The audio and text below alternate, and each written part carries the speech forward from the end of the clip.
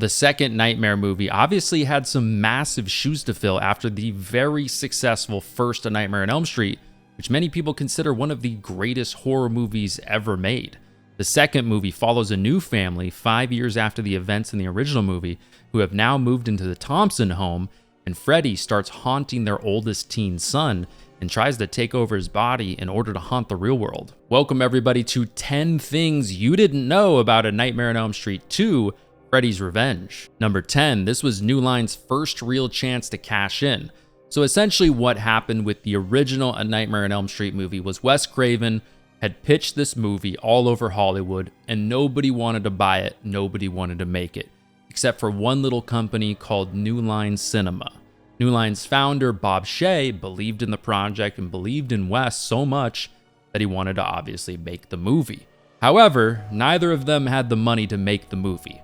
So Wes Craven essentially said to Bob, I'll let you make this, if you're willing to make this movie, I will basically sign over all the rights to everything for you. Wes obviously didn't think there'd be a sequel or a whole franchise, but he signed over everything to Bob. But the problem was, Bob also didn't have the money necessarily to make the movie either. But like I said, believed in the project so much that he was willing to basically mortgage everything he had, mortgaging his home, his company, anything else he could get his hands on to just come up with just enough money to make this movie. So even though the original Nightmare on Elm Street, the first one, was so successful, both popularity-wise and financially, New Line really didn't make much money off of the project. So Bob Shea knew with the success of the first movie and the success of just Freddy's character in general, it was time to make a second movie, and less than a year after the first movie, they pumped out the second movie, and even though it was a little bit rushed, they knew this was their first chance to really cash in order to not only keep the company afloat, but hopefully to make some more movies into the future. Number 9 is the subtext of the movie, which still to this day, for some weird reason, a lot of the people on the production still deny, which I guess is somewhat believable in a way. But looking back, it seems pretty obvious, but obviously the 80s were a little bit of a different time. So if you don't know, the second A Nightmare on Elm Street movie, Jesse, the main character in the movie, is now openly gay, and the second A Nightmare on Elm Street movie kind of stamped Jesse as the first male scream queen in horror history. It definitely sets the second Nightmare on Elm Street movie apart from pretty much every horror movie ever for that regard. But there's a lot of subtext in this movie. There's just a lot of things to talk about and just so much going on in this kind of regard to this topic in the movie. I mean, there's things in the movie like Jesse had a board game in his room, like a little Easter egg that was called Probe, that was in his closet, you can see in the movie. There's a sign on his door that says no chicks allowed. And I know that was a thing that like a lot of young boys did and girls did on their doors, saying like no guys or girls allowed. I get that, but still, that's a little thing there. But a lot of people also say the subtext was a big reason why the movie was so popular in Europe. Obviously, the European culture is a lot different than the American culture, especially in the 80s. They were a little farther ahead of us on all of these kind of things. So that's just something interesting to consider there as well. Even Freddy in the second Nightmare movie is very sexual in a way, especially towards Jesse. He almost tries to seduce Jesse in a lot of ways and a lot of scenes to get him to do what he wants him to do, which is an interesting subtext if you think about it in the movie as well.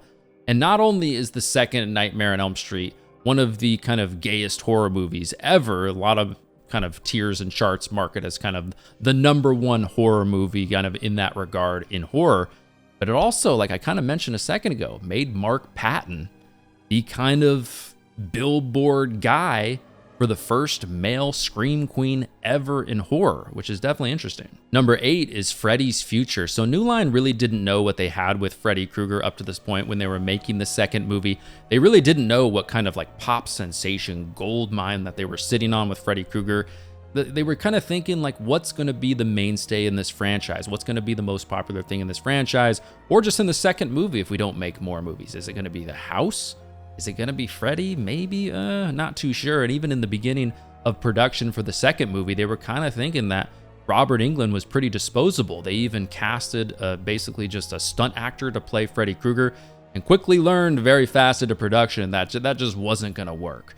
Freddy Krueger is way more charismatic and needs to say way more things and just have more acting chops than somebody playing Jason Voorhees or Michael Myers. No shade to those actors who are incredible and do their own amazing things, but Freddy's just a different beast, and New Line learned that very, very quickly when they said, like I said, when they tried to cast somebody else to play Freddy Krueger. And in the early stages of the second movie, Robert Englund was also starting to feel like a little bit of ownership over Freddy Krueger. He was starting to feel like, I am Freddy Krueger. And his agent did kind of let that go to his head a little bit and started to ask for way too much money, which did fall into part of the reasons why they tried to test out these other actors and just stunt actors, just cheaper people to play Freddy Krueger. And ultimately, obviously, they figured out that yes, Robert Englund is the biggest part of the franchise along with Freddy Krueger. So we got to pay up and make this happen. And especially with the direction they were going with the second movie, with how vocal Freddy was going to become, they needed Robert Englund's acting chops and just his basic abilities and skills to come across on screen. Because unlike the first movie where Freddy Krueger, still Robert Englund does an incredible job, obviously, with the creepiness and just the acting in general with Freddy's character. But the second movie, even more so, because Freddy was going to be so vocal and was going to be doing so many more things than he did in the first movie. So they knew, yeah, Robert Englund, we're going to have to pay this guy and we're going to have to make it happen. Number 7 is, despite what you might hear out there, it doesn't seem like Wes Craven ever really wanted to come back and direct the second Nightmare movie. And a big part of that was because he didn't want to put so much time and so much effort into something that somebody else owned, because he signed away so many of the rights to the movie. Plus, just the stress from the first movie and everything that went down with the first movie and just how combative kind of it was in some ways with Bob Shaye. Not to say that they hated each other, but it was very, very stressful on Wes Craven. So he was kind of just done with that. Also, Wes never really had any intentions for a second movie to begin with. If you know much about the first Nightmare on Elm Street movie, they changed the ending so many times. Wes kind of wanted to have this finite ending, just kind of wrap it up, done, good. But Bob Shaye was pushing for way more of a kind of open-ended ending and ambiguous ending to kind of leave open the possibility for a sequel. I think regardless if you make a sequel or not, I think a single standalone movie with an ending that's kind of ambiguous is still great. But they came to a compromise and gave us the ending that we see in the first Nightmare on Elm Street movie, which obviously opens up a good possibility for a sequel if the movie's successful. So yeah, Wes Craven, all indications and all the research that I've done, really doesn't point towards that he really ever wanted to be back in the second movie. Number 6 is Goodbye to Nancy's House. So the second Nightmare on Elm Street movie is really the last movie in the franchise to make Nancy's house the focal point of the movie. For the rest of the franchise, they trickle in the house here and there, but really make Springwood and Freddy more of a focal point going forward. So kind of just interesting that this is the last movie in the franchise where the famous Nancy's house is the focal point. Number 5 is the demonic parakeet. So if you remember in the movie, you get that scene where the parakeet is flying around Jesse's dad's head, kind of terrorizing him. So originally, the parakeet was supposed to be like this massive bird on a stick, more of like an animatronic, clunky kind of parakeet looking sort of a thing.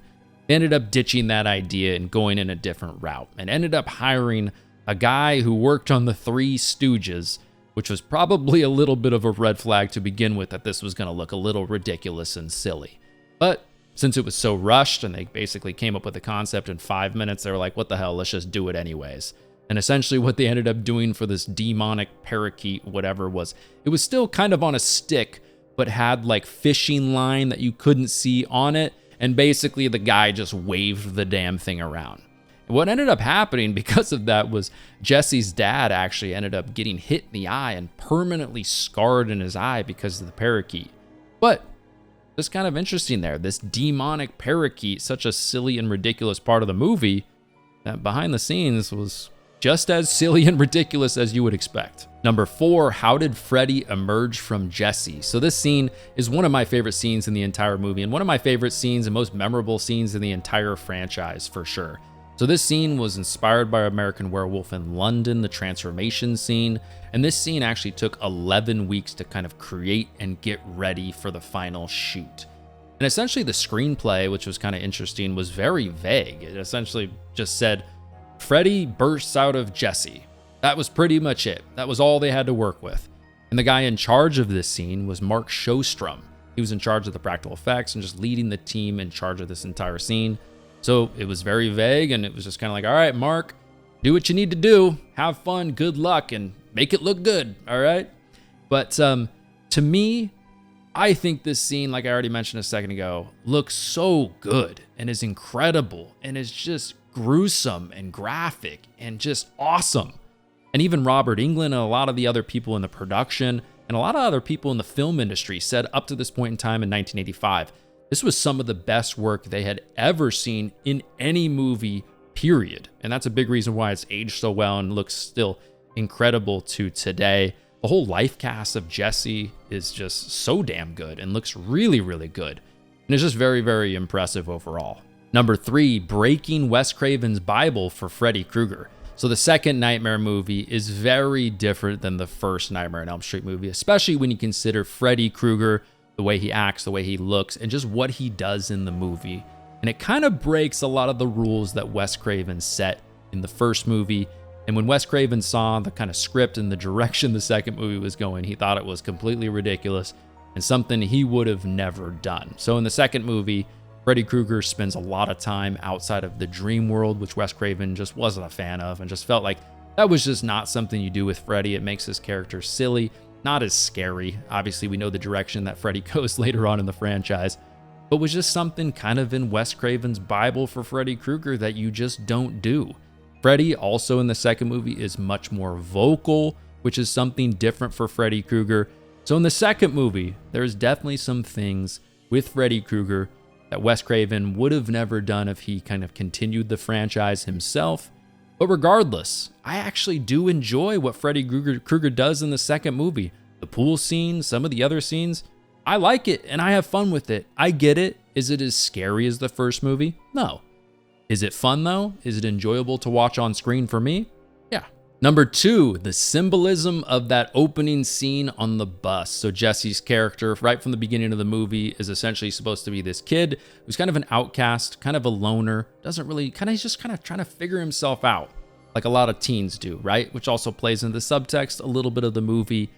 But the symbolism with that opening scene is Freddy essentially, literally takes Jesse on a ride in that opening scene, which symbolizes the rest of the movie, where Freddy also takes Jesse on basically a ride from hell. And this opening scene was filmed using a mechanical bus, kind of propped up onto this thing. And even the actors who were in the bus at the end of that opening scene have even said, we really didn't have to do much acting because we were just being tossed around and screaming, and it was just a crazy scene. One of the actresses even almost broke her nose on a part of the seat in front of her, but that opening scene has a lot of symbolism that leads into the rest of the movie, which is kind of interesting. And number 1, a franchise was born, and this was kind of a sequel, unlike any other. So like I kind of mentioned earlier, this movie is very different than the first Nightmare on Elm Street movie, which was a very successful movie. So it kind of makes you think, why the 180 with the production? Was it because the production was so rushed? Was it because of a ballsy idea to kind of take the movie in a new direction? Or was it just kind of stupidity? Who really knows? Not only is this the only movie in the franchise to have a male lead, but it's also the only movie in the franchise not to use the famous and iconic score from Charles Bernstein, which is another one of those things. It was either ballsy, stupid, or just an indication of the rushed production in a way.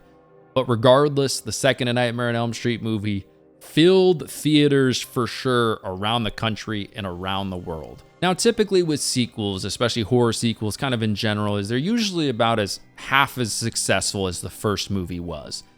But this second movie really showed New Line what a pot of gold they had with this franchise and with Freddy Krueger, because this movie was made for $3 million and made $30 million. So obviously very, very, very successful. Like I already mentioned earlier, the subtext played very well in Europe, which also helped the revenue substantially. However, most people would probably say the main reason for the success of the second movie was because of the reputation of the original movie, and also just the public's interest in seeing Freddy Krueger's character and seeing his character continue on in the story and where his character goes from here. So even though the second A Nightmare on Elm Street movie was very financially successful, most critics and audiences and just fans of the franchise in general said the movie was a little iffy for sure. didn't quite go in the direction that they probably wanted to, and they definitely needed to switch things up quite a bit in the third movie. So there you go, everybody. That is 10 things you didn't know about A Nightmare on Elm Street 2: Freddy's Revenge. My name is Matt McFarland. Thanks for watching. Make sure you subscribe if you learned something new, but I will talk to you all in the next one.